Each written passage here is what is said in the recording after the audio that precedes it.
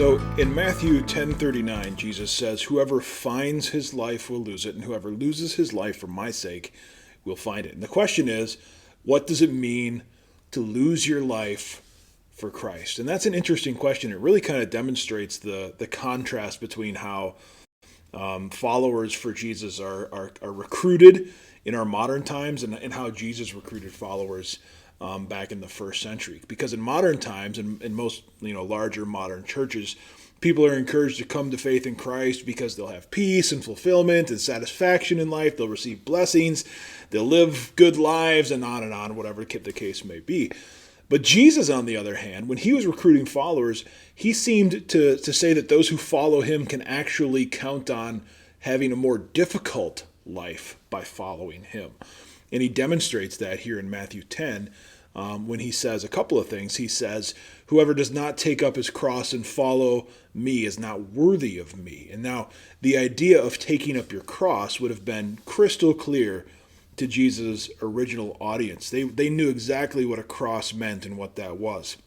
A cross was an instrument of torture in the first century. People died on crosses in gruesome, horrible ways. But here Jesus says that anybody who wants to follow him has to take up a cross and be ready to die on that cross on a daily basis. And that's pretty hardcore and probably not something that's going to win you a lot of followers in the long run. But then Jesus goes on to say, "Whoever finds his life will lose it, and whoever loses his life for my sake will find it."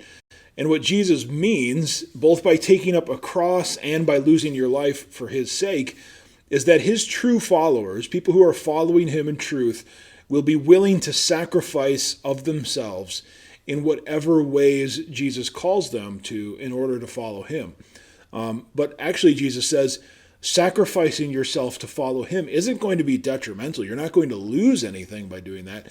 In fact, you're going to find true life by sacrificing yourself for his sake. So there are more and better things than your life. And if you sacrifice yourself for his sake, you're going to find those more and better things, Jesus says.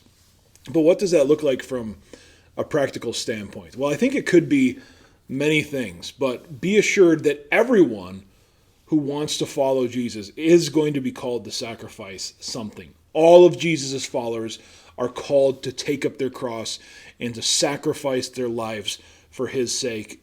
But again, that's not a bad thing, because by doing that, you find true life. But what are some of the things that a person might be called to sacrifice for the sake of Christ? Well, it might be a relationship. Maybe even a close family relationship, maybe a friendship. Maybe you became a Christian and your family thinks you're a religious weirdo and they don't want to hang out with you anymore. And the question here is, are you willing to sacrifice that relationship for the sake of following Jesus? That's what it means, part of what it means, to lose your life for Christ. Or, think about this, I can guarantee you that as a follower of Jesus, you will be called to sacrifice your pride for him, to sacrifice your own ego. Are you willing to do that in order to follow Jesus? To admit that there's something wrong with you, that you're not always right. You might be called to sacrifice your name and your reputation. You might get a reputation as a Bible thumper. Are you willing to do that to follow Jesus? You might be called to sacrifice your time or your energy or your resources or your money. Are you willing to do that for the sake of following Jesus? Some people are called to go into missions and go overseas and sacrifice their normal lives at home. Are you willing to sacrifice your life, whatever he calls you to do, in order to follow him? And again, some people are even called to sacrifice their actual physical lives for Christ. But in any and all of these situations, Jesus calls us to lay down our lives for him, to sacrifice ourselves for the sake of following him. And again, what we will find is that if we are willing to lose our lives for him in whatever way he calls us to, that will actually lead us to find true life. In other words, it's going to be worth it, right? Jesus is worth it. Following him is worth whatever sacrifice he calls you to make. And this is why Jesus was met with some hesitancy from a lot of people who initially wanted to follow him but ended up not following him. Jesus even said, unless a man hates his father and mother, he cannot be my disciple. Now, of course, Jesus doesn't want you to actually literally hate your mother and father. What he's saying there is your love for him compared to your love for other people makes your love for other people look like hatred in comparison to your love for him. So you would gladly lay down your relationship with your family member because of how much you love Jesus, because it's so worth it. Following him is worth it. And then Jesus also said stuff like, the Son of Man has nowhere to rest his head, right? Somebody wanted to follow him, and he said, look, man, I don't even know where I'm sleeping tonight. Is that okay with you? Following me might mean that you're sleeping on the ground tonight. Are you willing to trade that off in order to follow me? So if you want to follow Jesus, that's something you have to do. This is what Jesus talked about when he said you need to count the cost of following him. Are you willing to give up what Jesus calls you to sacrifice? And quite frankly, a lot of people in Jesus' day were not willing to do that, so they didn't follow him. And quite frankly, a lot of people in our day and age are not willing to do that, so they don't follow Jesus.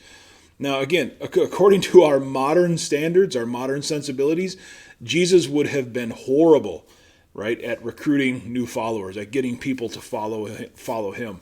It seemed like he was actually intentionally discouraging people from following him. And he was, I think, to some degree, because it's not something you do for kicks and giggles, right? You don't just follow Jesus because, let's go follow. That sounds like fun. Let's do that. No, following Jesus is a life-altering thing that changes everything else in your life. It's a rearranging of priorities and desires. And if I value Jesus most above all other things, even my very life, then really it's not that big of an ask for him to ask me to lay down my life for him. And again, he is worth it. Jesus is worth it. He's worth trading off anything in my life because of who he is and what he has done in the gospel.